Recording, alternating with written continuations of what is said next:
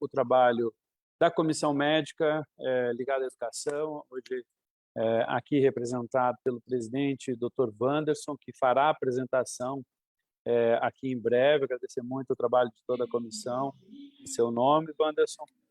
Fundamental, a gente está buscando trabalhar sempre com evidências, acompanhando tudo que acontece, todas as movimentações no mundo, mas também observando, obviamente, os números daqui do estado de São Paulo. E, obviamente, o trabalho da comissão médica é fundamental. Queria agradecer também muito aqui a parceria com o Banco Interamericano de Desenvolvimento, o BID, que hoje está aqui representado pelo João Cossi, que fez parte daqueles que criaram um estudo junto com pesquisadores da Universidade de Zurique, que também é uma outra evidência importante, que vai estar falando um pouquinho sobre isso, especialmente sobre uma nova etapa, uma continuidade aí do estudo. Agradecer, João, obrigado. Na sequência também da apresentação, ele estará falando. E também agradecer, obviamente, a toda a equipe que está aqui, em nome da Kate, do Patrick, especialmente da Renilda, e a todos os jornalistas que já estão conectados conosco e que enviarão suas perguntas. Eu, sem muito mais demora, primeiro, nós temos passado nesses dias todos aí momentos, obviamente, de acompanhamento, monitoramento intenso com as nossas redes. Hoje estamos divulgando o nosso segundo boletim, que vai trazer ajustes técnicos que o Dr. Wanderson vai estar explicando e demonstrando aqui, obviamente, para vocês. Ainda no dia de hoje, vamos publicar o boletim e nas próximas semanas, ainda no mês de maio, esperamos concluir um BI, que aí vai ser automatizado, toda a informação, e qualquer pessoa poderá acessar na rede as informações da secretaria e nem precisará no futuro propriamente do boletim. O próprio BI deverá contemplar as informações necessárias, mas ainda está em desenvolvimento, devemos ter ainda no mês de maio.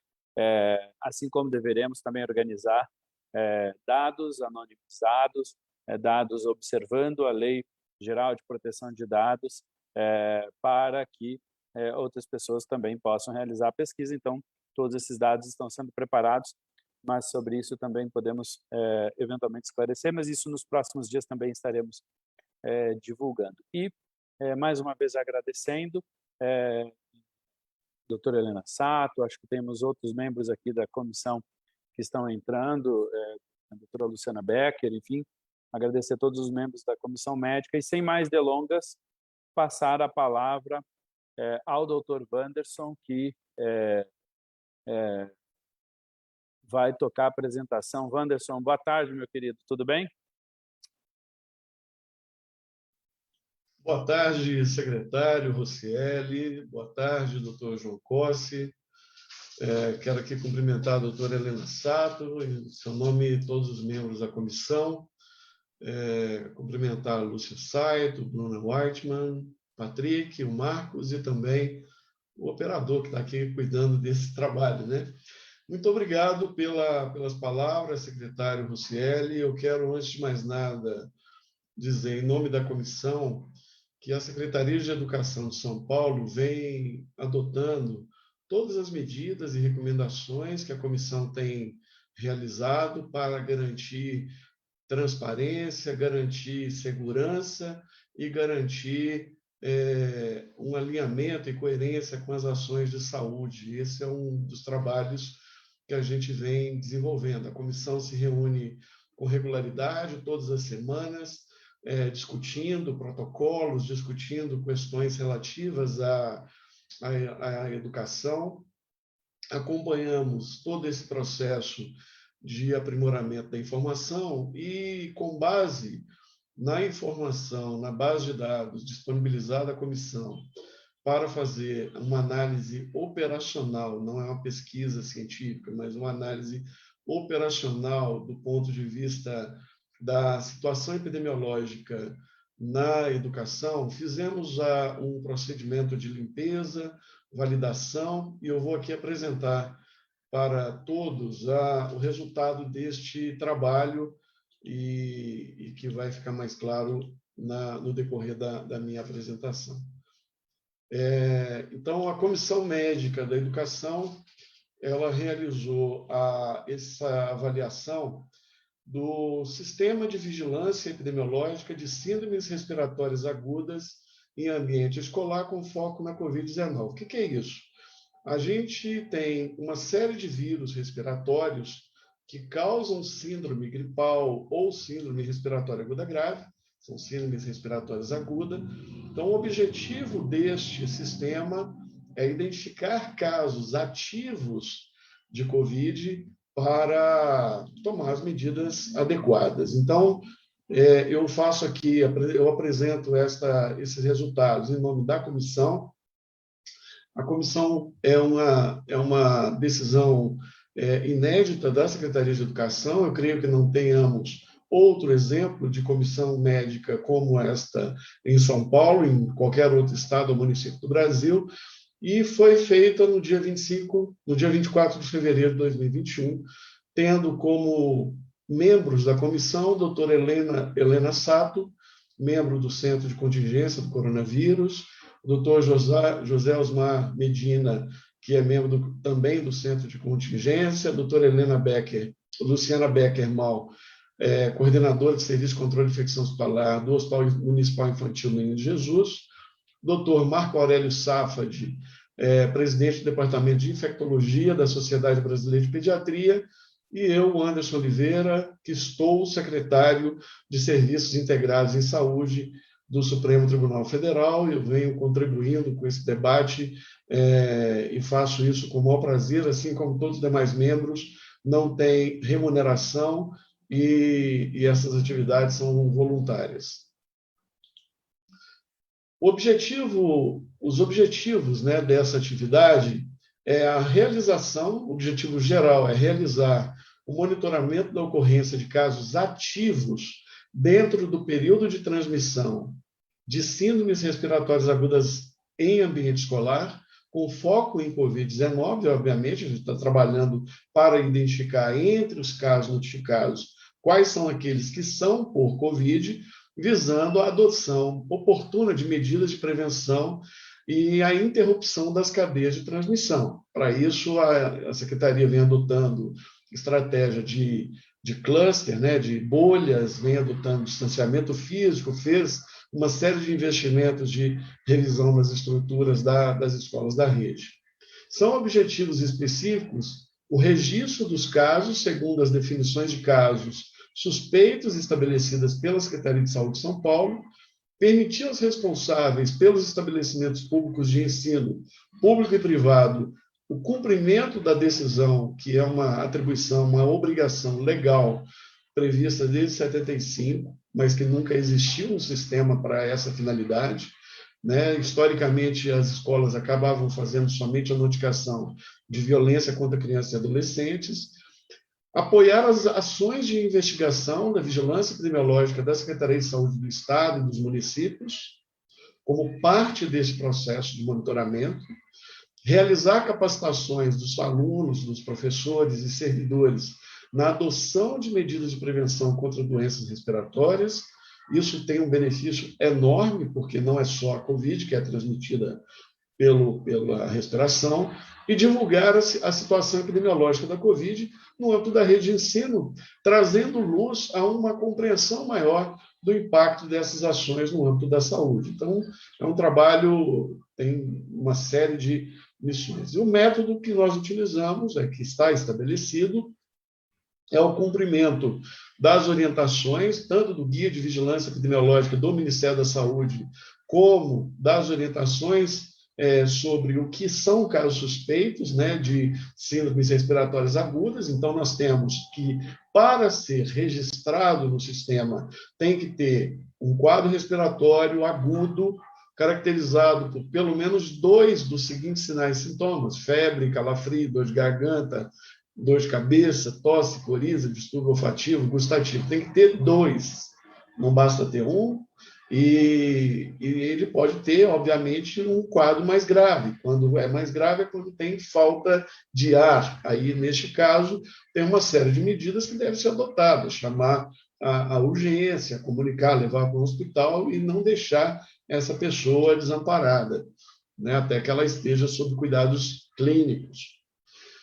Uma vez que o registro está inserido no sistema e a Secretaria de Educação vem fazendo um esforço bastante grande, eu tenho acompanhado diretamente o trabalho que vocês vêm fazendo de garantir a melhor qualidade do dado, então uma série de implementações, de medidas para evitar que registros inválidos sejam registrados. Então, a gente verificou que uma série de coisas precisavam ser realizadas e estão sendo implementadas. Então, para ser considerado um registro válido, o aluno, ou professor ou servidor que deve estar registrado. Se é parente, se é uma outra pessoa, não é nesse sistema, é no sistema da saúde, não é no sistema da SEDUC. O sistema da SEDUC visa monitorar o ambiente e as ações relacionadas à atividade presencial. Não basta nem ser somente da escola. Então, desta maneira, a gente tem que se perguntar, ele é aluno, é professor ou é servidor? Se não, ele não deve ser registrado no CIMED, vai registrar no SUS Notifica, no CIVEP Gripe, ou seja, nos sistemas da saúde, não no sistema da educação. Se ele for da comunidade escolar, ele tem que apresentar 2 sintomas ou mais. Então, se não apresenta 2 sintomas, é uma outra atividade que eu vou falar mais adiante, que é o rastreamento de contato. Mas se ele tem 2 sinais e sintomas, tem que ter data do início de sintoma, porque o período de incubação é de 2 semanas e a gente tem que checar se aquela pessoa esteve presencialmente, em atividades presenciais na escola, porque a escola pode ser um local provável de infecção, mas não necessariamente o fato de ter estado na escola também significa que pegou na escola. Pode ter pegado durante o trânsito entre a escola e casa, pode ter pegado em casa, pode ter pegado em outros locais. Então, nós não temos como dizer efetivamente que aquela infecção se deu na escola. Isso não é uma exclusividade da Covid. Isso é uma situação que acontece, por exemplo, com febre amarela. Se eu tenho um caso de febre amarela numa cidade em que a pessoa more numa área urbana, não é porque ela mora na área urbana que eu vou dizer que aquela febre amarela é urbana. Ela é uma febre amarela silvestre em ambiente urbano. Mas como seria uma febre amarela urbana? Eu teria que pegar todos os mosquitos da dengue e detectar o vírus da dengue ali dentro. Então, não é possível discriminar isso com precisão. Então, a gente tem que ter muito cuidado para não fazer uma relação direta de causa e efeito. Então, esteve na escola nos últimos 14 dias. Se não esteve na escola nos últimos 14 dias, essa é uma infecção da comunidade. Apesar da pessoa ser ligada à escola, nós não queremos saber se ele teve Covid ou não. Nós queremos saber se ele teve Covid se ele pegou Covid durante uma atividade presencial na escola. Esse que é o objetivo, porque a gente quer garantir que a escola tenha todo o cumprimento de todas as medidas e que seja um ambiente mais seguro possível. Se ele esteve na escola nos últimos 14 dias, a partir da data do início de sintomas, aí tem que se investigar mais. Ele vai fazer uma série de investigações em relação a contato, porque nós queremos identificar toda a cadeia de contato. O que é um contato próximo? O Ministério da Saúde define como contato próximo as pessoas contactantes assintomáticas que tiveram contato com o suspeito ou confirmado de Covid entre 2 dias e 10 dias após, 2 dias antes e 10 dias após o início dos sintomas. A confirmação de Covid-19 é sempre uma responsabilidade da unidade de saúde, não é da escola, não é da comunidade, não é da Secretaria de Educação. Sendo assim, considera-se contactante de caso suspeito confirmado da Covid nas seguintes situações: ter contato durante mais de 15 minutos a menos de 1,5 metro de distância, permanecer a menos de 1 metro de distância durante o transporte, conviver, compartilhar o mesmo ambiente domiciliar. Então, estes são alguns critérios, e aí, baseado nisso, nós temos a necessidade de fazer investigação desse caso. Então, se é um aluno, se é um professor ou um servidor da escola, de um caso suspeito ou confirmado, se o meu contato der positivo, ou seja, ele teve um resultado positivo, eu nem preciso fazer teste, eu considero ele como confirmado por critério clínico epidemiológico. Agora, se ele não tiver, aí só vai valer aquela pessoa que, por acaso, fizer um teste de RT-PCR, por conta própria, ou vai na unidade de saúde, ou um teste de antígeno, que são testes para identificar infecção ativa e não infecção passada. Nós não queremos saber do passado, queremos saber do momento em que ele esteve na escola. Para isso, nós fizemos uma orientação, a comissão orientou a Secretaria de Saúde, inclusive em reunião com a Secretaria de Saúde do Estado de São Paulo, a necessidade de se realizar a interoperabilidade, ou seja, garantir que o CPF de uma pessoa da educação seja consultado no sistema da saúde e verificado se na saúde ele está como confirmado, descartado e inconclusivo. Porque quem tem que dar a palavra final sobre esta classificação é a Secretaria de Saúde. Porque muitas vezes as pessoas leigas, e a educação é leiga nesse assunto, pode não saber interpretar adequadamente se realmente foi um teste RT-PCR, se a coleta foi adequada, se foi no momento certo. Então, e muitas vezes esses testes aparecem com descrições diferentes. Reagente positivo, tem o CT, às vezes, né? O CT é o limite de ciclos que a máquina faz. Então, tem uma série de especificidades que não é responsabilidade da educação. Deste modo, só serão confirmados, a partir de agora, casos que estiverem no CIMED e que forem validados pela Secretaria de Saúde, por meio da interoperabilidade, ou aí a Secretaria de Educação está implementando uma solução para que a escola possa tirar uma foto, um print do resultado do exame e botar lá no registro da pessoa, para garantir que a gente tenha a informação correta. E vale para isso apenas o RT-PCR ou o teste de antígeno. Os casos prováveis, então, a partir de agora, aquilo que a gente chamava de confirmado passa a ser casos prováveis. Por quê?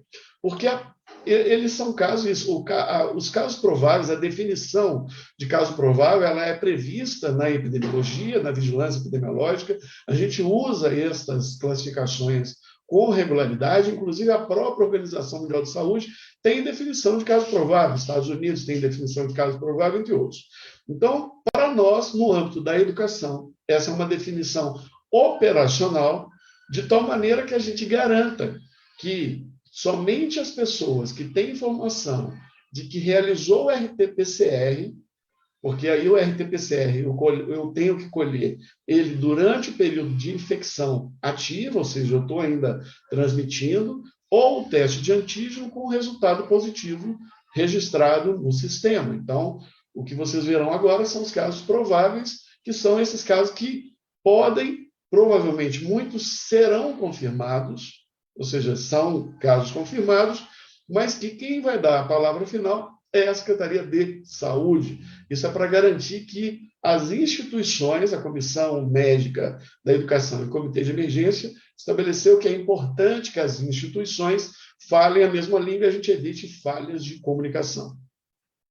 Os casos que estiverem registrados como inconclusivos são aqueles que a informação do teste é do teste sorológico, teste rápido, então aquele teste da ponta do dedo, ele pode dar positivo durante 6 meses. Então, o fato de eu ter feito aquele teste, ter dado positivo, não significa que eu estou transmitindo ou que eu peguei. Então, eu posso ter tido uma síndrome gripal fazer o teste de anticorpo, dar positivo e achar que a interpretação daquilo seja um caso positivo de Covid, e não é. Então, por isso, esses casos que forem no teste classificados como inconclusivos serão colocados nessa categoria. A saúde tem uma instrução normativa de sistemas de informação, que é a Instrução Normativa 02 de 2005, que estabelece o tempo de encerramento de casos, para não ficar casos abertos durante décadas. Assim. Então, automaticamente, o sistema classifica os registros que estão há mais de 60 dias em aberto em relação à data da notificação como caso inconclusivo. A escola pode voltar lá depois, reclassificá-lo como descartado, como provável e até mesmo como confirmado, caso coloque o resultado. Então, é um critério para qualificação da informação e a gente focar nas atividades que são mais importantes, que são os casos ativos.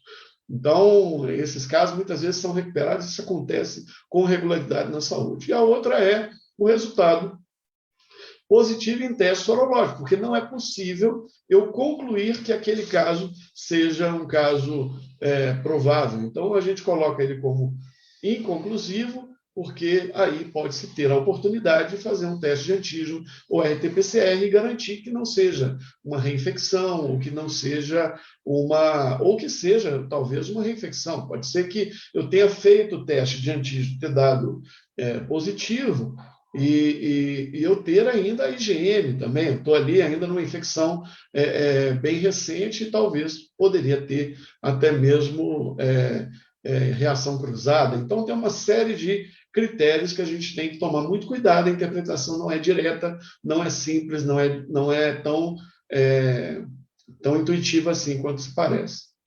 O caso descartado é aquele que tem o resultado negativo, informado, ou seja, eu investiguei, fiz o teste, deu negativo. E o investigação são aqueles que estão com o campo aberto da conclusão do caso. Feito isso, explicado esta situação, nós vamos para os resultados desta base disponibilizada gentilmente pela Secretaria de Educação para que a comissão pudesse avaliar, fizesse uma auditoria, fizesse uma avaliação mais profunda da compreensão do que essa situação da Covid ou das síndromes respiratórias agudas no ambiente escolar. Então, o que nós temos? Nós consideramos para este trabalho apenas os registros que foram, o CIMED, o sistema foi lançado em 22 de dezembro, tá? Então, tivemos ali 8 casos que eram anteriores ao dia 3 de janeiro, que é o primeiro dia do ano epidemiológico de 2021. Então, nós estabelecemos um corte, um momento, um intervalo de tempo para fazer a análise, que foi primeiro dia do ano epidemiológico de 2021, que começa dia 3 de janeiro de 2021 e vai até o último dia da semana epidemiológica 17, que foi agora no último sábado. Então, nós estamos falando de um intervalo de 17 semanas epidemiológicas. Semanas epidemiológicas são uma ISO, é um padrão internacional que permite que a gente compare historicamente e entre regiões e localidades diferentes situações similares. Então, nós temos aqui, nessa tabela, aqui em cima, vocês podem observar a distribuição da totalidade dos casos registrados no CIMED. Então, nós consideramos como registros válidos 28.064 registros. Não é pouca coisa, é um volume bastante expressivo. Destes, 5.651 foram classificados como prováveis, 7.844 como inconclusivo, 6.559 como casos descartados e o resto, ou seja, 8.010 casos como em investigação. Então, essa é a distribuição, e essa distribuição também aqui está no tempo. Então, a gente está falando de uma classificação no tempo, e na primeira linha, aqui em cima, eu tenho a ocorrência de casos confirmados de Covid no estado de São Paulo. Então, são dados de comunidade. Então, 72 mil casos de Covid em São Paulo na semana 1 e por aí vai. Ou seja, nós temos, ao longo do tempo, das 17 semanas do mesmo período, nós tivemos 1.450.091 registros confirmados de Covid no estado de São Paulo, e no mesmo período de análise, 28.064 registros no CIMED válidos para a classificação. Destes, 5.651 foram classificados como prováveis. E aí, disto, a gente observa aqui a distribuição temporal. Então, nós podemos ver aqui a distribuição temporal dos casos. Então, desde a semana 1, então a gente pode ver aqui a distribuição de casos. Esse aqui é a escala do lado esquerdo, são os casos do CIMED, que é a linha azul, e a escala à direita são os casos da Secretaria de Saúde, ou seja, da comunidade. Então, nós estamos comparando o universo da população, dos 46 milhões de habitantes, com o universo aqui das escolas, tá? Em torno de 9 milhões, que é o universo total do ensino aí em São Paulo. Nós identificamos o registro de 39 linhas que estão classificadas como óbito e que estão sendo investigados pela Secretaria de Saúde do Estado, dos municípios e também com o acompanhamento da Secretaria de Educação. Nós fizemos uma análise preliminar e verificamos que tem erro de preenchimento. Tem pessoas que não fazem parte da escola que estão registradas. Isso pode estar acontecendo em outros registros, pode estar acontecendo, por isso que nós pedimos que a avaliação seja feita desses casos detalhadamente, muito detalhadamente, e isso já está sendo providenciado. Então, essa é a nossa situação deste universo. Quando a gente olha uma outra forma da gente comparar as realidades, ou a realidade da comunidade com a realidade do ambiente ou deste universo da educação, uma outra estratégia é você olhar para a sensibilidade do sistema, ou seja, quantos casos que foram classificados como prováveis em relação ao total de casos registrados naquela semana. Então, se nós olharmos aqui, na semana 1 deu 23 casos prováveis, seguido de 29, 26, 27, 17, 18, 26, 28. Aí nós fomos à secretaria aos dados de São Paulo, de positividade do estado de São Paulo. Olha a positividade da comunidade. 26, 27, 21, 21, 26, 30, 28, 26, 26. Ou seja, proporcionalmente, nós temos uma paridade, há uma similaridade, sugere-se uma consistência no dado ou nas informações, ou seja, a escola ela vai ter padrões similares àqueles observados na comunidade. Ela não está isenta de risco, ela vai continuar tendo casos, a gente vai ter casos. Então, eventualmente, a gente pode ter casos, mas espera-se que estas proporções não destoam tanto daquilo que é observado na comunidade. Então, o que a gente está observando é que realmente está mantendo um padrão similar àquilo que foi observado na comunidade, e o Estado de São Paulo, segundo o Ministério da Saúde, realizou 3.311.655 testes de RT-PCR. Isso está no site do próprio Ministério da Saúde. Então, estamos trabalhando com fontes oficiais, tá? Então, essa a situação. Aqui é mais ou menos a lógica de um estudo ecológico. Estou olhando, comparando as duas situações. Estou olhando populações, estou olhando grupos. Qual a caracterização das pessoas classificadas como prováveis? Então, nós podemos observar aqui que pela distribuição por sexo, nós temos 2.018 homens, 3.564 mulheres. Quando nós olhamos para a frequência ou a incidência naquela faixa etária, entre 6 anos e 17 anos é a frequência maior, tanto em homens quanto em mulheres. Aqui praticamente são os alunos. E quando nós olhamos para os adultos, de modo geral, os professores, nós temos as professoras e professores, de modo geral, entre 54 e 35 anos de idade. Então, nós temos aqui um padrão onde nós temos as maiores frequências em relação à característica e essas informações. Mas por que dá diferente, né? Por que eu tenho aqui 5.651 e por que aqui eu tenho 5.582? Vocês vão ver que a gente trabalha com os dados que estão registrados. Tem alguns campos que não estão preenchidos, por exemplo, idade. Então, ou não tem idade ou não tem data de nascimento. Então, mas mesmo assim, a completitude, ou seja, a qualidade do dado está muito boa. É muito boa mesmo. Então, a gente tem aí uma informação bastante robusta.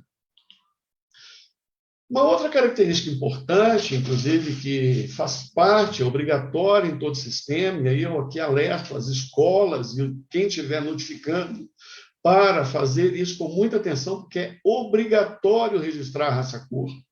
Então, a raça-cor, entre alunos, professores, servidores, a gente pode observar que a raça-cor branca e a raça-cor parda são as mais frequentes. A raça-cor preta, 3,6%, seguido de amarelo e indígena. Então, este é o padrão, e nós temos aqui a distribuição em cada um dos grupos. A gente vê claramente que raça-cor branca autorreferida como branco é a mais frequente em todas essas categorias de vínculo, seja aluno, professor ou servidor. E com isso, nós temos aqui o total de alunos. Então, naquele universo de quem registrou raça-cor, de 4.916 registros, 2.121 são de alunos, 2.229 são professores, 496 são servidores. Uma outra informação, quando nós fazemos uma análise, isso é uma análise descritiva, nós buscamos descrever os casos, a primeira análise que a gente faz é uma descrição por tempo, lugar e pessoa. Então, aqui é uma informação de lugar, ou seja, a rede é um lugar e a diretoria de ensino é outro lugar. Então, quando nós olhamos aqui para a distribuição desses casos prováveis pelas redes de ensino, considerando aqui rede estadual, rede privada, a estadual, que é gerida por outras secretarias, a municipal e a total, dos 5.651, nós temos aqui 65,5% fazem parte da rede estadual da Secretaria de Educação de São Paulo. E aqui nas linhas nós temos as diretorias de ensino. No entanto, nós temos São Paulo, capital, que tem 13 diretorias dentro do seu território. Então, aqui nós somamos, porque isso vai depois ficar mais claro, para poder fazer esses cálculos de incidência, a gente vai ter que comparar, e o máximo que a gente consegue fazer mapa é por município.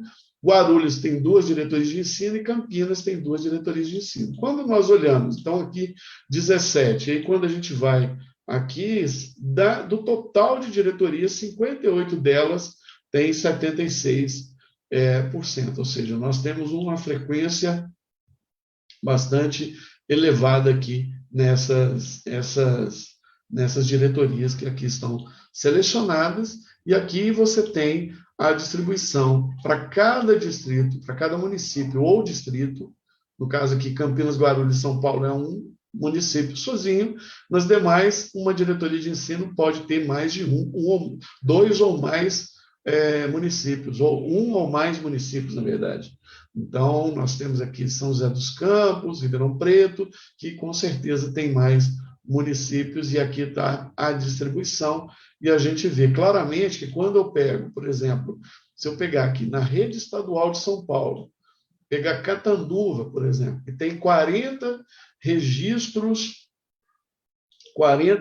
registros válidos. E se eu pegar 40 dividido por 17, por 120 dias, né, que foram 4 meses, a gente está falando de 0,33 casos por dia, ou para ficar mais fácil, dividido por 17 semanas, a gente está falando de 2 casos de prováveis de Covid por semana ao longo dessas 17 semanas. Então, essa é mais ou menos a distribuição. É claro que tem um período que você tem um surto, você vai ter uma concentração no tempo e no espaço, mas só para ter uma ideia da distribuição. A gente não está falando de volumes muito expressivos de ocorrência, e o mesmo vale aqui para o município de São Paulo. Se eu tenho um total de 1.063 registros, eu divido ele por 13,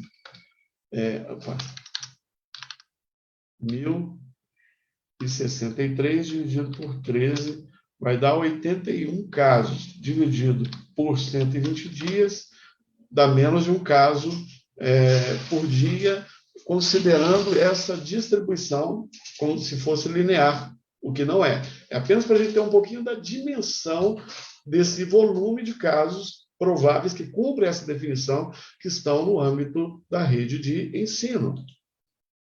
Obviamente, tem que passar por mais aprofundamento.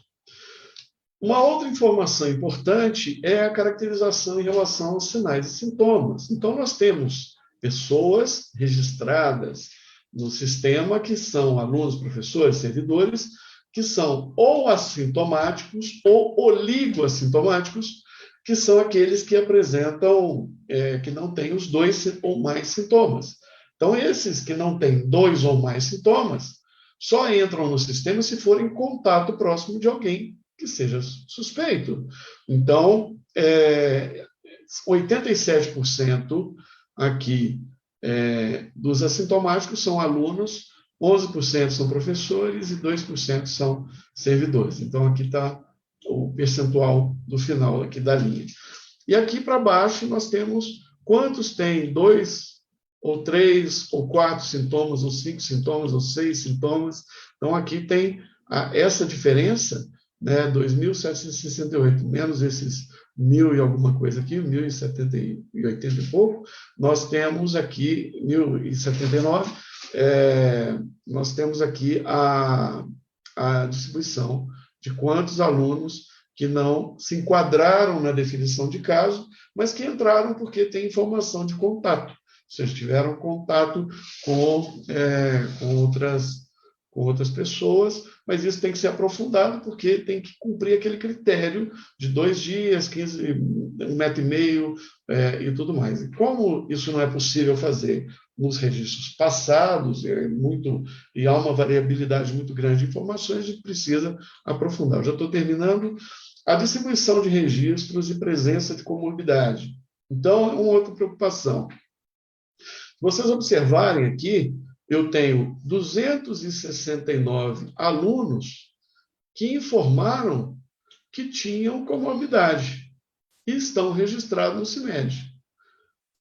Isso me leva a crer que esses 269 alunos não são da escola, porque aluno com comorbidade não é para estar na escola presencial. Então, eu estou partindo da premissa que estes casos são de infecções da comunidade. Ou seja, é um aluno que está no ensino virtual, faz parte daquela escola, e a escola acabou registrando ele, porque ele ligou para lá e falou, olha, eu estou com Covid e tal, não vou participar da aula hoje. E a escola entendeu que aquilo deveria ser digitado, e não apenas aquele aluno que foi presencialmente para a escola.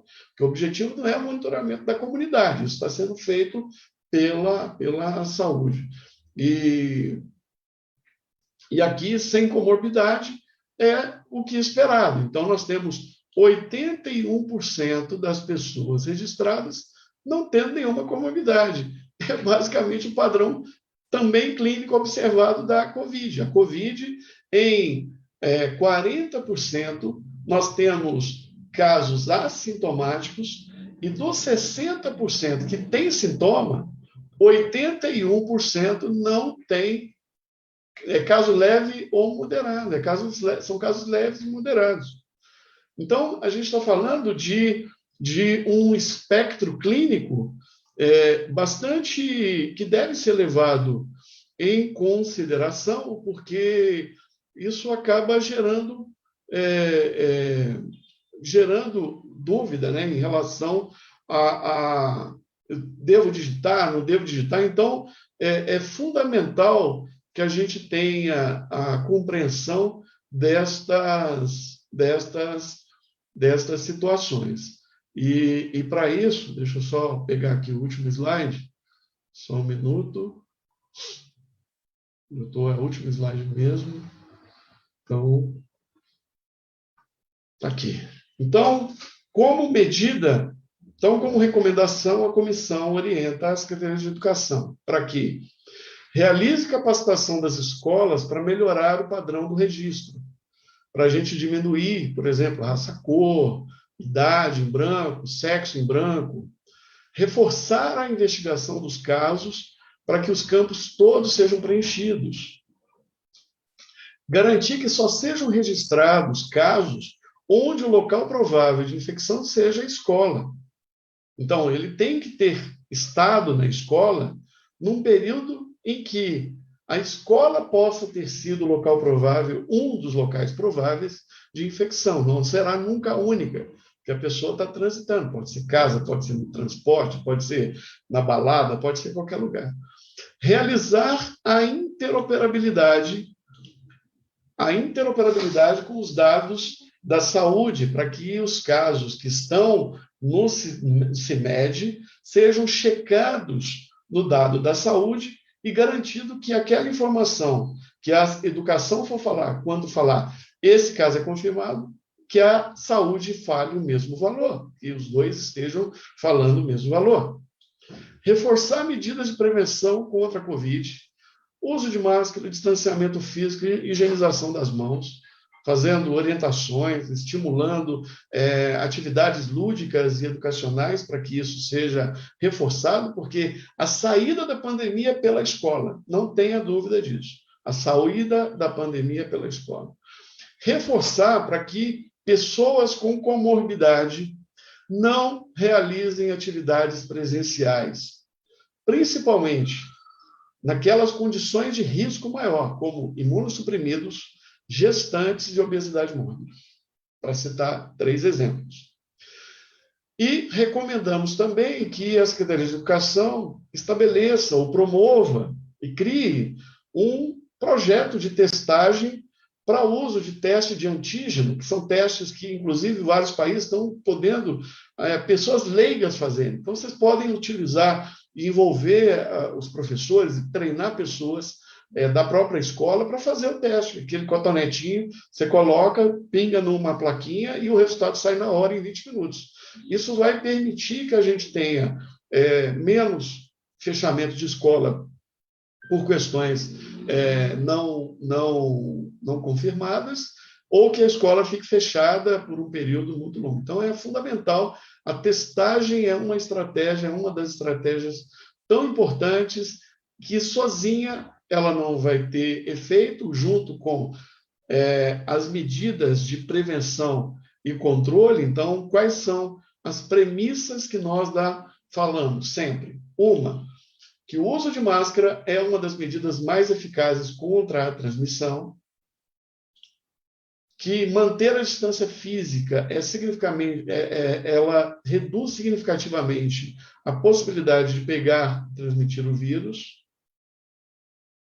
E nós também temos que levar em consideração que as medidas, né, higienização das mãos, usar máscara, não tocar os olhos e nariz, ao tossir, espirrar, cubra a boca com o nariz e antebraço, mantendo distância, são alguns dos princípios básicos para a gente garantir uma atividade com segurança e voltarmos para uma nova era, né? Não é nem um novo normal, uma nova era da vida em convivência e sociedade, e eu tenho certeza absoluta que a Secretaria de Educação de São Paulo está tomando as condutas adequadas. Nós apoiamos, eu apoio, como pai, como epidemiologista e como profissional de saúde. Muito obrigado, secretário Rocieli, parabéns pelo trabalho. Passo para o senhor a palavra. Obrigado, Wanderson, pelo trabalho, pela apresentação de todos vocês da comissão médica. A metodologia que os repórteres estão mandando as perguntas, mas a gente vai agora para a apresentação do Banco Interamericano, do BID, com elementos do outro estudo e das próximas fases. Então, eu queria passar a palavra, antes de abrirmos aí para as perguntas, do João Cossi. João, com você. Obrigado, secretário. Boa tarde, Dr. Wanderson, presidente da Comissão Médica. Bom, antes de começar a falar da parceria que a gente está fazendo, que vai possibilitar a produção de evidência, né, de alto rigor científico sobre a relação da Covid-19 com a educação, eu queria aproveitar para agradecer, né, a possibilidade, porque o fato da gente conseguir produzir essas evidências é o que vai gerar uma volta segura, cada vez mais segura, né? Então, eu vou compartilhar aqui a minha apresentação, rapidinho. Antes de comentar da parceria, eu só queria dar um contexto sobre quais são o trabalho que o banco vem desenvolvendo na região da América Latina e do Caribe, desde que as escolas, a maioria das escolas fecharam, e aí falar um pouco do que a gente está fazendo no Brasil, especificamente, muito com o Estado de São Paulo, contar do objetivo da cooperação que o BID está fazendo junto com a SEDUC, que é gerar essas evidências de alto critério científico para o contexto da região. Então, isso não vai ser importante somente para o Estado de São Paulo. Claro que vai ser importante para o Estado de São Paulo, e a gente está contente com isso, mas existe uma falta hoje de evidência para países em desenvolvimento. Então, a gente precisa produzir evidência para o nosso contexto, né? É diferente de você comparar Brasil com Suécia, que tem muito estudo na Suécia, por exemplo. E aí, falar um pouco dos primeiros entregáveis que a gente tem já combinado. Começando pelo trabalho do BID na região, a primeira coisa que a gente fez foi uma estimativa inicial do aumento do abandono escolar. Então, a primeira estimativa foi mais de 1.200.000 estudantes de ensino fundamental só, fora da escola, por conta da falta de conectividade de devices e também pela crise econômica. Porque se o aluno, os pais perdem o emprego, esse aluno vai ter que trabalhar de alguma forma para complementar a renda de casa. O segundo estudo que a gente fez foi as recomendações para as redes de ensino sobre como se adaptar durante o ensino remoto. Então, com sugestões para que cada gestor, como instalar Google Classroom, Microsoft Teams, enfim, desde dicas bem básicas até algumas mais elaboradas. As recomendações para a retomada das aulas presenciais, desde os protocolos sanitários para o contexto da nossa região, mas também com sugestões de ações pedagógicas e de acolhimento. Na região também a gente produziu uma revisão sistemática sobre os estudos que relacionam a reabertura das escolas com a disseminação da doença, e a principal conclusão que esse estudo chegou é que as escolas elas não são, se as condições da pandemia, né, estão controladas no ambiente, no município, as escolas não parecem ser ambientes mais disseminadores do que outros ambientes profissionais, e a condição de infraestrutura também é muito importante, é relevante aqui nesse caso. Para o Brasil, especificamente, a gente produziu um resumo das recomendações de como reduzir os impactos educacionais durante a retomada das aulas, focando bastante aqui na questão de identificar o principal gap de aprendizagem dos alunos e desenhar políticas focalizadas para esses alunos. Uma avaliação com os dados agregados do município, esse foi o primeiro projeto que a gente fez com a Universidade de Zurich, com os dados agregados dos municípios de São Paulo, mostrando que a reabertura não levou a um aumento significativo da disseminação da Covid. Então, a gente comparou dados dos municípios que estavam com uma tendência parecida, só que um reabriu e outro não. E aí, quando a gente olha no futuro, isso não, a reabertura da escola não significou um aumento da disseminação da Covid. A nossa principal hipótese nesse caso aqui é que a população já estava em alta circulação. Então, se a população já está transitando na escola, na cidade, então muito dificilmente a escola vai fazer diferença nesse caso. E agora a gente tem o primeiro estudo dentro da parceria que a gente está fazendo com a Secretaria, está em revisão ainda, a gente não disponibilizou, que é o detalhamento dos impactos educacionais. Então, acho que a Secretaria lançou um estudo com o CAED muito bom na semana passada, e esse estudo ele traz resultados parecidos de dificuldade nos impactos educacionais, mas ele traz duas informações relevantes. Então, a primeira delas é que a gente observou um aumento da desigualdade, a gente já esperava isso, mas a gente observou ainda mais, principalmente com meninas, negros e pardos, e em escolas em bairros de menor renda. Tá? E também a gente percebeu que a reabertura, uma notícia positiva aqui, que a reabertura diminuiu o impacto negativo na aprendizagem, né?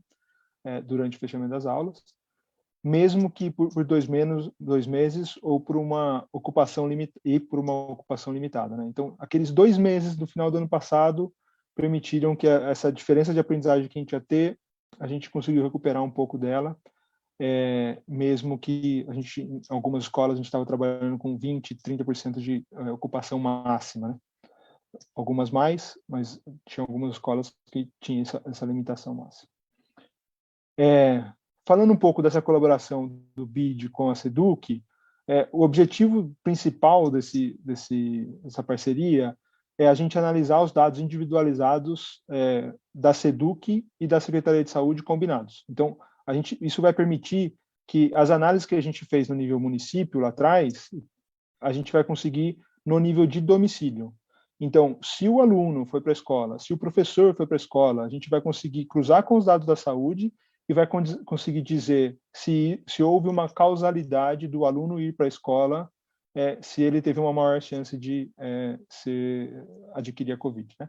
Tanto o aluno, quanto o professor, quanto os servidores, como o Dr. Wanderson estava comentando mais cedo. E por que eu acho que isso é importante? Assim, é mais preciso. Né? Então, sempre quando a gente analisa esse tipo de dados, a gente tem mais segurança para poder falar assim, ó, aqui está tranquilo, aqui não está tranquilo. Ele também vai permitir identificar focos. Então, ao invés de eu fazer uma análise, da gente fazer uma análise no nível município, a gente vai fazer uma análise no nível escola. Então, a gente vai conseguir identificar se tem alguma escola que está patinando ali para manter a Covid sob controle. Além disso, depois que a metodologia é desenhada, a Secretaria vai conseguir ter uma periodicidade dessa análise, né? Então, a cada 1 mês ela vai poder fazer e identificar esses focos e se tem algum aluno, algum domicílio sofrendo um pouco mais. Do nosso conhecimento, assim, isso é um projeto muito inovador, porque a gente não tem conhecimento que outros estados ou até mesmo outros países da região estejam fazendo, então isso é bastante importante. A gente gosta de inovação, mas não inovação por inovação, é uma inovação que vai gerar resultados positivos. Né? E só queria destacar a importância da segurança aqui. Tudo que a gente está fazendo passou, né, pela Procuradoria-Geral do Estado, a gente está seguro que a gente está seguindo as regras aqui da LGPD e tudo, mas os dados eles são cruzados e anonimizados pela equipe do governo de São Paulo. Os pesquisadores eles só acessam o ambiente virtual da SEDUC e os resultados, depois que eles acessaram esse ambiente virtual, eles são exportados pela equipe da SEDUC. Então, nenhum dado sai do computador, do servidor da SEDUC e vai para o computador dos pesquisadores. Né? É um ambiente muito seguro aqui, o que permite que a gente mantenha o respeito todo da LGPD.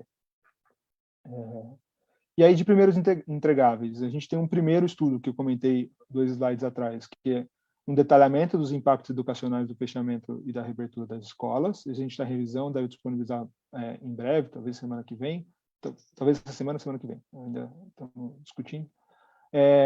Aí a gente quer fazer uma análise do impacto da reabertura das escolas na disseminação da Covid no nível de indivíduo do domicílio, né, e da escola, que comentei lá atrás. E, por último, um monitoramento dos impactos educacionais durante a reabertura das escolas, para a gente identificar se essa desigualdade ela vai aumentando ou se ela vai diminuindo ao longo do tempo, né? Para a gente conseguir ter ações mitigadoras para não estar cada hora mais desigual o sistema. É isso que eu tinha por aqui. Muito obrigado. Estou à disposição para perguntas também. Obrigado, João. Obrigado aí. Isso tudo vai continuar, é bem importante. Se tivermos as próximas análises, traremos, obviamente, para toda a comunidade. Agora as perguntas vai ser coordenada aí pela Bruna Whiteman, vai direcionando já as perguntas. Bruna, é com você.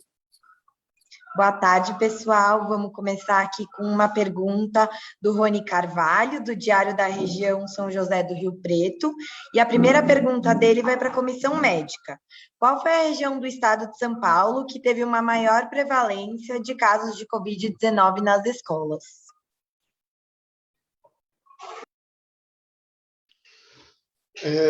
O que a gente observou e a frequência maior se dá na região metropolitana, obviamente pelo volume maior de escolas e também pelo maior volume de alunos. Obrigada, doutor Wanderson. Ainda perguntas do Rony, agora para o secretário Rossielli. O governo estadual possui alguma previsão de quando profissionais de educação com idade inferior a 47 anos serão vacinados no estado de São Paulo? E depois, sobre a evasão escolar, que iniciativas a Secretaria Estadual de Educação planeja, além da buscativa para a reinserção de jovens nas escolas do estado? Obrigado, Rony. Obrigado, Bruna. Vamos lá. Eu acho que primeiro em relação à vacina, né? Eu, particularmente, sou extremamente defensor, brigo muito para que a gente tenha vacina, assim, para os profissionais da educação. Isso acelera melhora as nossas condições para retorno. Não pode ser dependente disso. Então, a minha posição sempre foi pública e clara em relação a isso e continuamos brigando. Nós temos hoje um problema de fornecimento de vacinas no Brasil, né?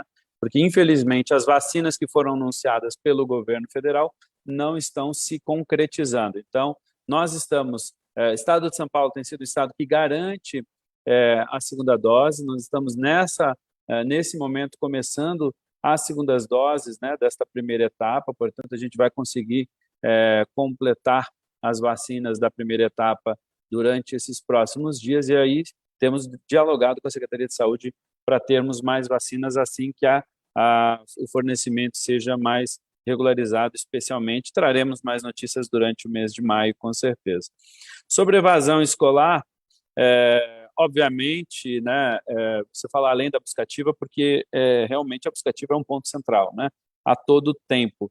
E eu falaria até não é só na evasão, né, a buscativa ela é fundamental para a continuidade, não só daquele que se evadiu, que está desaparecido aí, que não está frequentando a escola, mas sim daquele que está frequentando o tempo todo. É um esforço que os profissionais da educação têm feito, tanto presencialmente quanto digitalmente. Mas a gente tem feito um esforço muito grande para dar, primeiro, multiplataformas, apoio com conectividade, seja na escola, o aluno que não tem equipamento vai para a escola, utiliza os equipamentos, por exemplo, da escola, seja com fornecimento de internet, 500 mil chips, por exemplo, para os alunos que mais precisam, e tudo isso, entre outros programas, obviamente com suporte também aos nossos profissionais, que também receberam financiamento para equipamento, receberam os próprios chips e uma série de iniciativas em relação a isso. Obviamente, a gente tem feito também campanhas motivadoras, com comunicações diretas, buscando cada vez mais trazer conteúdos mais atrativos para os nossos estudantes. Aliás, esse é um ponto, inclusive, que a própria reforma do ensino médio traz central, né? A escola ser mais atrativa. Hoje, inclusive, nossa equipe teve uma discussão com um grupo focal, com estudantes do noturno, né? E eles falaram muito sobre isso, sobre a necessidade, né, da escola trazer conteúdos que sejam cada vez mais atrativos e obviamente, a gente também está olhando um processo de recuperação muito intenso, porque se nós não apoiarmos esse estudante, ele acaba se desestimulando e acabamos perdendo esse estudante. Então, nós temos iniciativas diversas na Secretaria. Rony, tentei fazer um resumo aqui. Obrigado. Obrigada, secretário. Agora a gente vai passar para a pergunta do Guilherme Jerônimo, da TV Brasil. ainda para o secretário, quantas escolas permanecem fechadas nesse momento por suspeita ou confirmação de casos de Covid-19? Nas que fecharam, houve algum esforço no sentido de avaliar questões estruturais que possam ter facilitado a propagação, como ventilação das salas ou disposição das mesas no refeitório e bebedouros? Obrigado, Jerônimo, aí pela pergunta. Vamos lá. Nesse momento, hoje nós fomos comunicados apenas de uma escola que vai fechar por uma semana no interior do estado, e apenas esta com caso. Todas as demais estão abertas com atividades presenciais, tendo a demanda, tendo estudante querendo ir, tem aberta com alimentação, com aula híbrida, com atividades presenciais sempre que temos a demanda. Então, nós temos aí mais de 5.000 escolas e apenas neste momento uma com um caso e que vai fechar apenas por uma semana e que, obviamente, retorna mais rápido.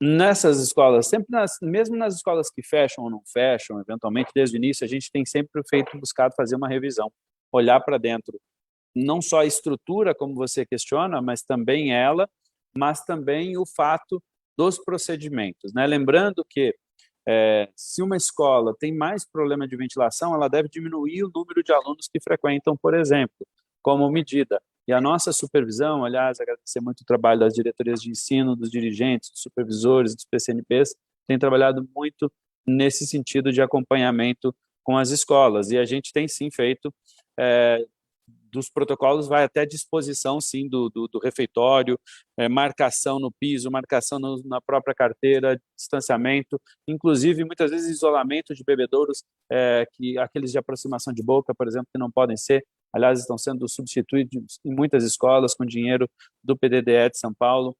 Então, tem uma série de iniciativas nesse sentido, né? Em relação ao número de escolas por suspeita, como eu disse, é apenas uma, e a gente tem, sim, olhado, portanto, todos os nossos procedimentos e estrutura em relação a cada uma delas a todo momento. É um aprendizado constante. Secretário, agora a pergunta é da EPTV Central, da Ana Paula, região de São Carlos. Ela quer saber se existe alguma ação experimental prevista para ampliação no número da capacidade de alunos atendidos nas escolas.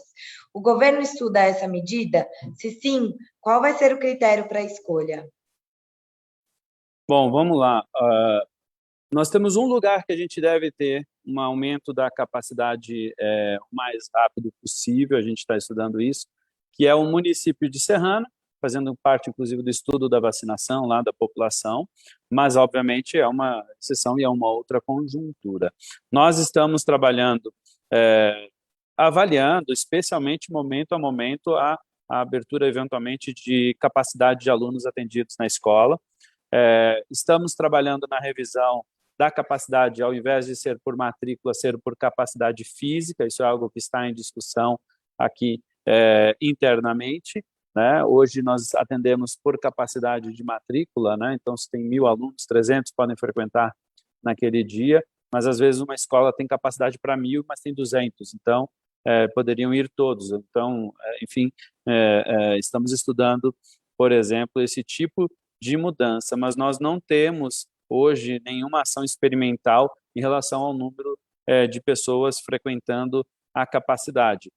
Isso é importante talvez destacar aqui, que nós já tivemos atendimentos com um percentual maior em outros momentos da pandemia, como, por exemplo, no ano passado, quando estávamos na bandeira amarela, né? Poderíamos ter até um percentual maior em determinados momentos e, obviamente, com a melhoria, chegaremos em algum momento a essa mudança, mas nesse momento, acompanhando a fase de transição, pelas 2 próximas semanas, nós não teremos alteração de percentual, permanece como até 35%. A pergunta agora é da Ângela Pinho, da Folha de São Paulo. Ela começa perguntando para a comissão médica. Sabemos que crianças têm menos chances de pegar e de adoecer com gravidade pela Covid. O mesmo não acontece com os adultos. Qual foi a incidência da Covid entre professores da rede estadual desde o início do ano, considerando os que pegaram o vírus e os que frequentaram a escola presencialmente? E ela ainda pergunta, por que o detalhamento dos casos leva em conta os casos prováveis e não os casos confirmados?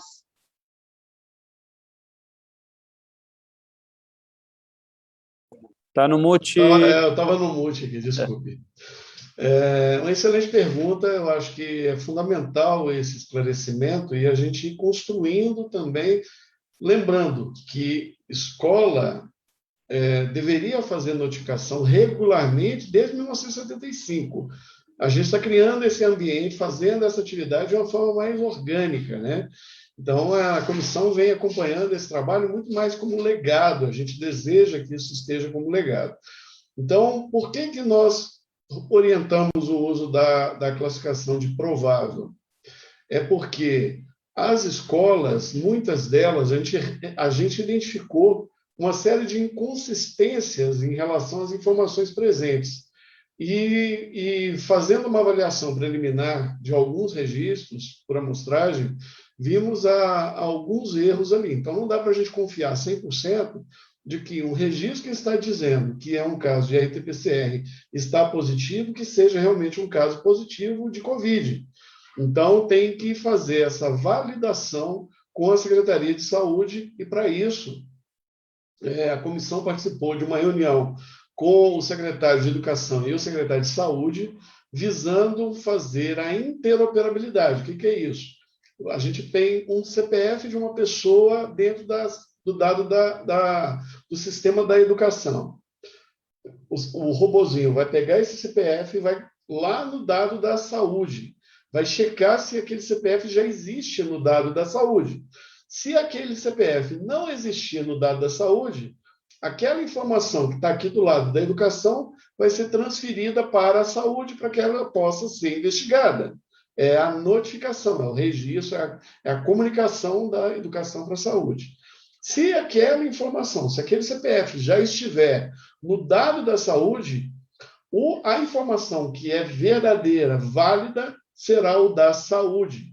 Então, se no banco da educação estiver, por exemplo, como um caso provável, mas lá na da saúde estiver classificado como descartado, o que vai valer é o da saúde, é o descartado, que é eles que têm competência regimental e pela Lei Nacional de Vigilância à Saúde. Então, é por isso que a gente está classificando como um intervalo inferior, ou seja, como um caso provável.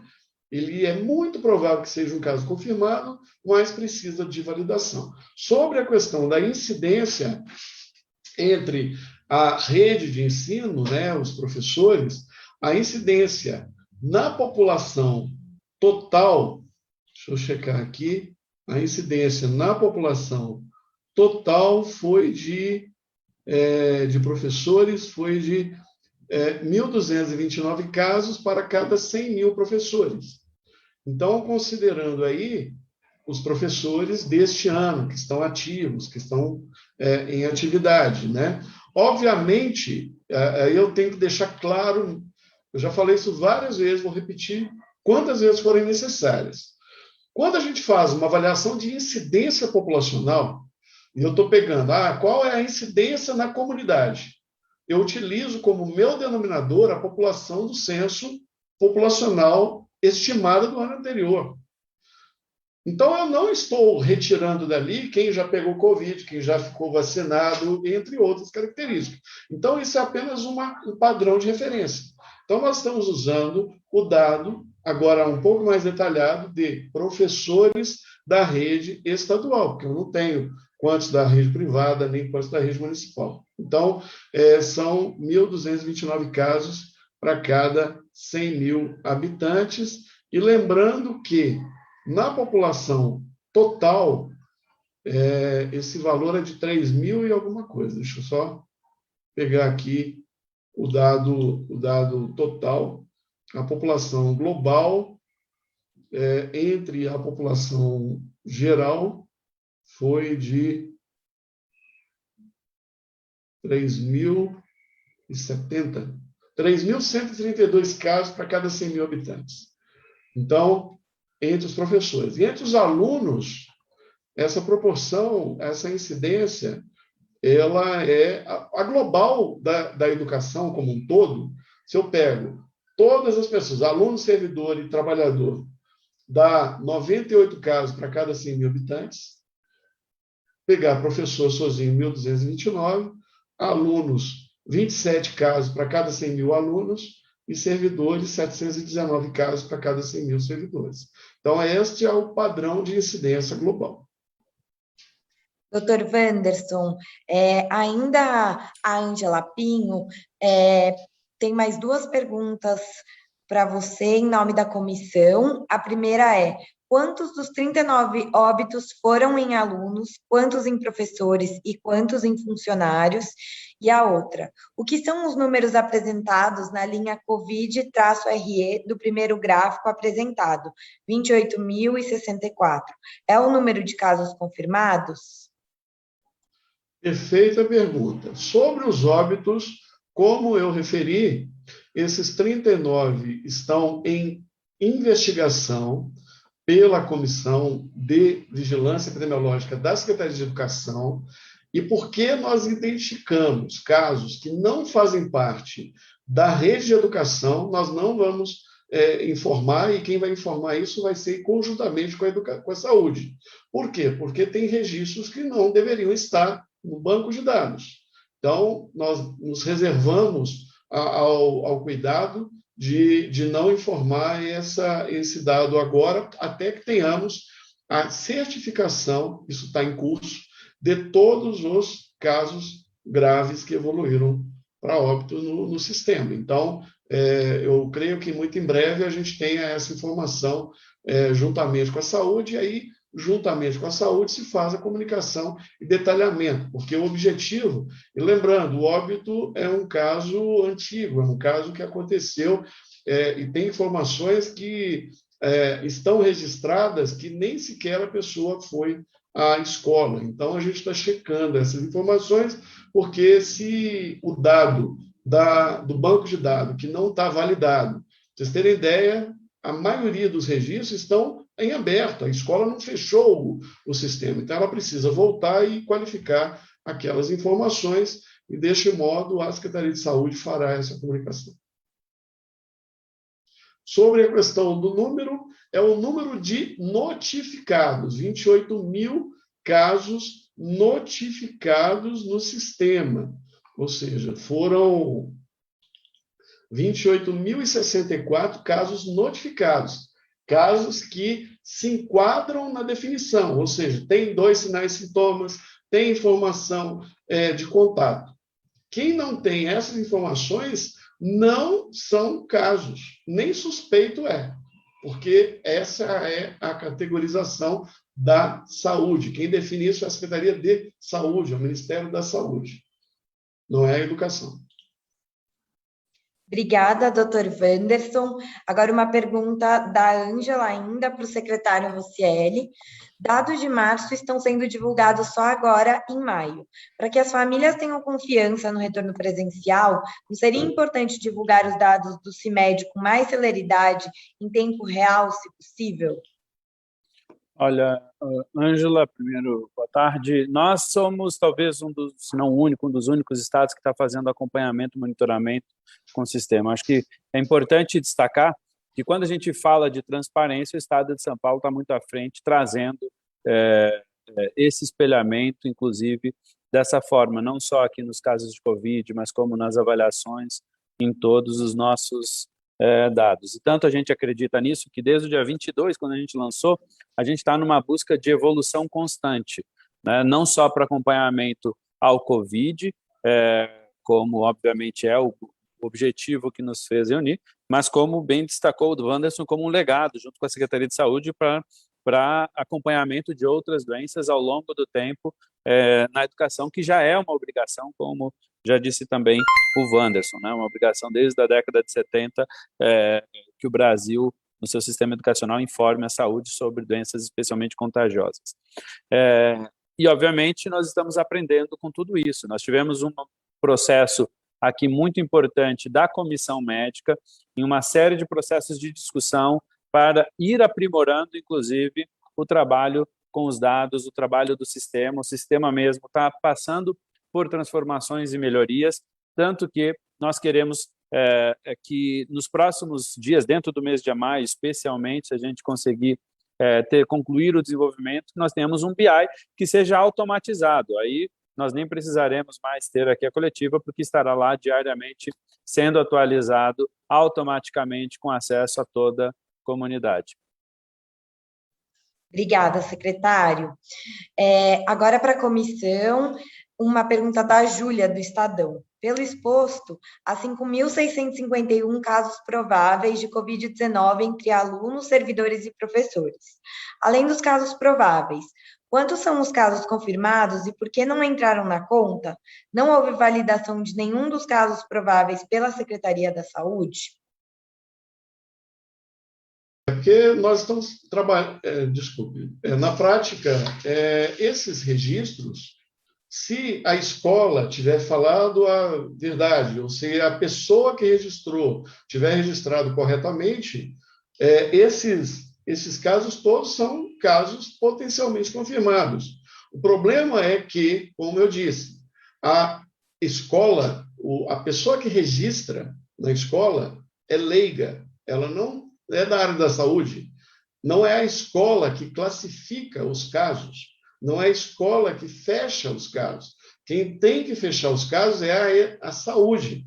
Então, para viabilizar isso, a comissão recomendou que a Secretaria de Educação estabeleça um mecanismo para que as pessoas possam colocar o laudo para que a gente possa conferir, para que as pessoas que estiverem classificando possam conferir se aquele registro que está dizendo que é RT-PCR, se realmente é RT-PCR, se está dentro do período de infecção, né, do período correto de coleta, porque pode ser tanto positivo quanto negativo.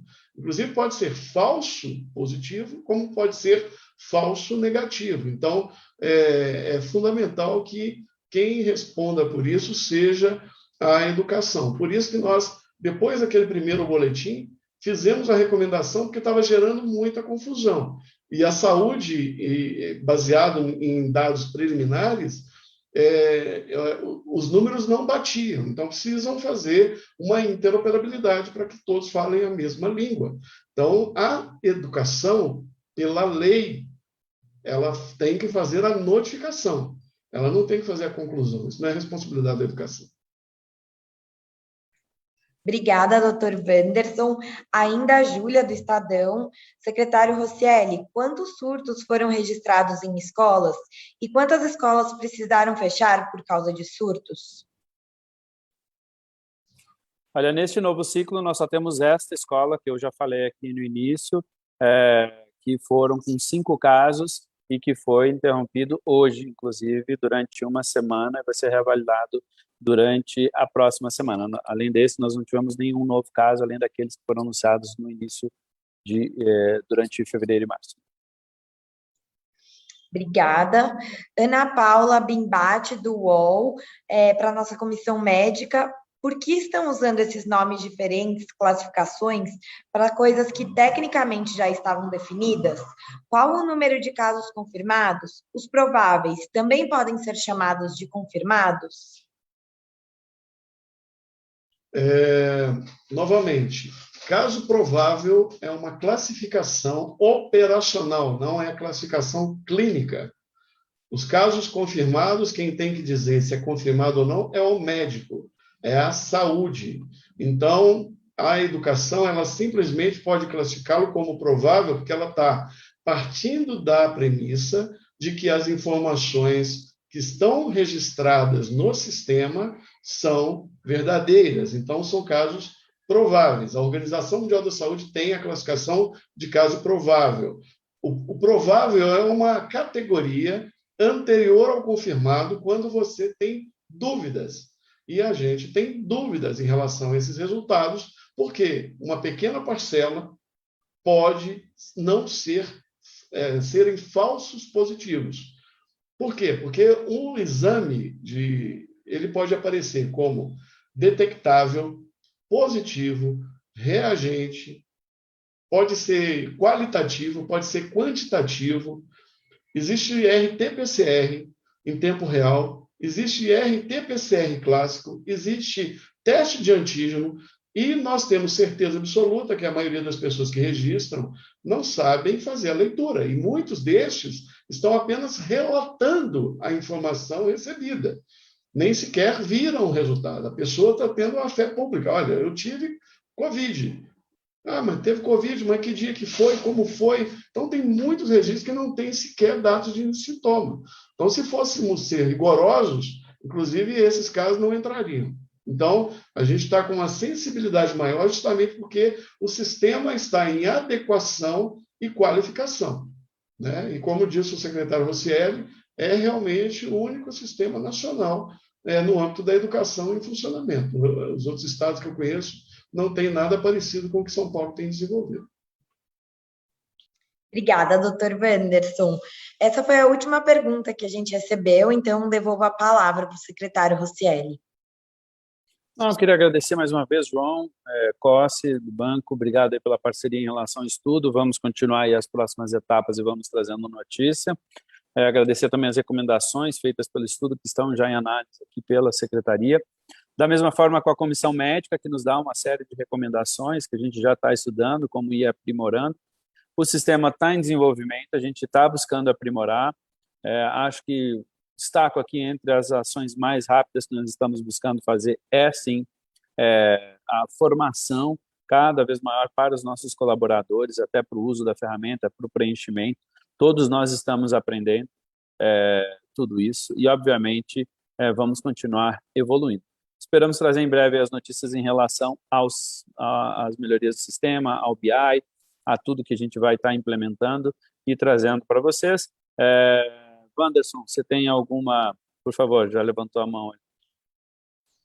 Eu queria deixar registrado, secretário Rossielli, que eu tenho participado, inclusive, de comissões junto à Câmara dos Deputados e também ao Senado, e eu vou falar agora como pai de uma criança com deficiência, com paralisia cerebral, de 3 anos e meio. A minha filha, assim como a filha de milhares de pessoas no Brasil inteiro, não podem se dar ao luxo de não terem aula presencial. Nós não temos condição de ficar aguardando a pandemia parar. E é por essa criança, minha filha, e tantas outras crianças com deficiência que eu estou trabalhando e lutando para um retorno com segurança às aulas. Por que isso, doutor Rossielli e doutor João Cossi? A doutora Luciana deve estar aí, a doutora Helena, que são médicas, e podem confirmar. O período da infância é o período do desenvolvimento cerebral. Nós temos células germinativas. Essas células elas vão se desenvolver e é onde a gente consegue diminuir os prejuízos no desenvolvimento cognitivo, motor da criança com deficiência. A minha filha está na escola, ela pegou Covid, veio para casa, nós estamos em isolamento, estamos fazendo o protocolo. Estou cumprindo o protocolo. Hoje fizemos aqui o teste de RT-PCR, comunicamos, fizemos tudo que tem que ser feito. Então, vamos parar com esta coisa de achar que a escola não pode ser aberta. A escola tem que ser aberta. Os professores têm que ser respeitados e com condição de segurança que deve ser dada.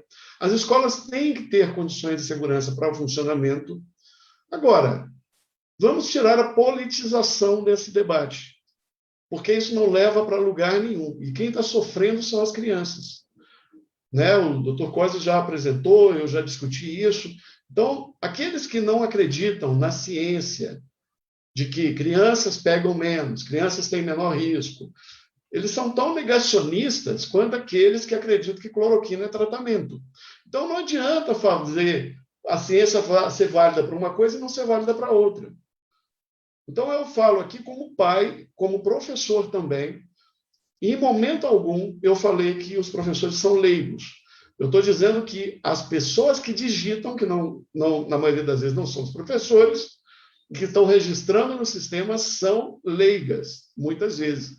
Isso, inclusive, na área da saúde, muitas vezes os digitadores, mas na saúde você tem uma obrigação prevista em lei. Na escola você não tem. Então, a Comissão Médica da Educação do Estado de São Paulo parabeniza a Secretaria de Educação do Estado de São Paulo pela iniciativa e reforça: não há saída da pandemia sem que as pessoas estejam educadas. Educação é a saída desta pandemia e eu vou continuar trabalhando, lutando para um retorno e com dignidade de trabalho e respeito aos professores. Mas lembrando que pessoas com comorbidades não devem fazer o trabalho presencial. Pessoas e alunos com comorbidades não devem estar no presencial. Pessoas, os pais têm a opção de não fazerem, não deixarem seus filhos ir para a escola. A escola, neste momento, ela é principalmente para os vulneráveis. A minha filha é vulnerável. E é para ela que eu estou lutando, vou continuar lutando, vou continuar falando que está equivocada a concepção das pessoas. Agora, isso não quer dizer que uma escola não possa e não deva ser fechada. Se a escola tiver uma incidência, tiver surto, tem que ser fechada sim, tem que ser colocadas medidas sim, como tem sido feito.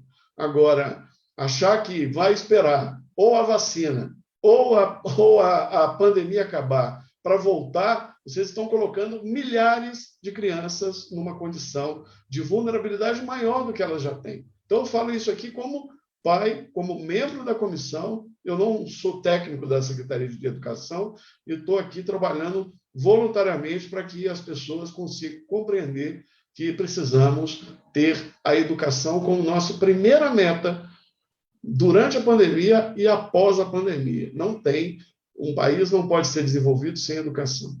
Então, desculpe, secretário, eu estava fazendo um depoimento pessoal, é porque eu tenho visto aqui nos comentários e li aqui muita gente falando, as pessoas falam muitas vezes, e eu vi isso acontecendo na comissão lá da Câmara dos Deputados. E eu tenho feito esse trabalho não só com São Paulo, eu tenho falado com Pernambuco, eu tenho falado com o Rio Grande do Sul, com Minas Gerais, com o Ceará, com o Amazonas, e eles também têm experiências muito ricas e que estão enfrentando também muita resistência.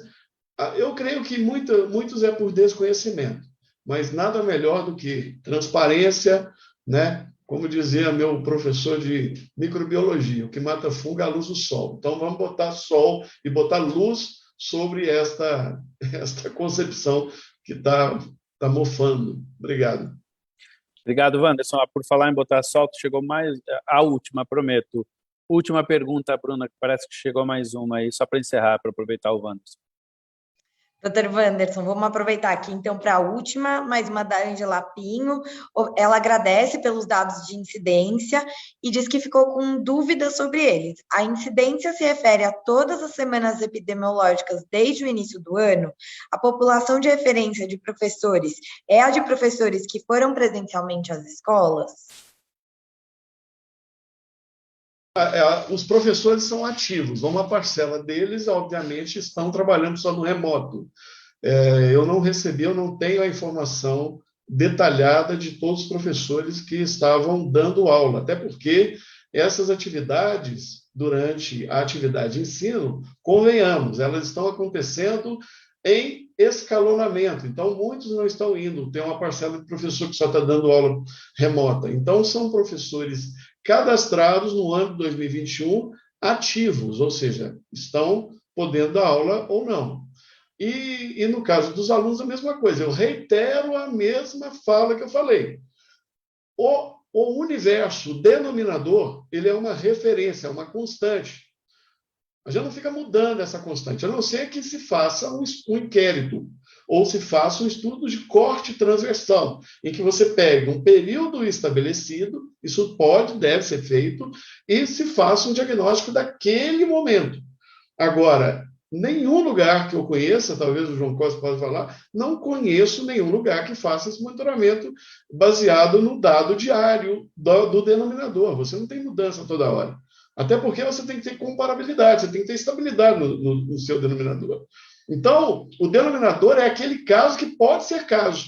Se o professor ou o aluno pode ir um dia na escola e ele pode pegar Covid, ele pode ser caso.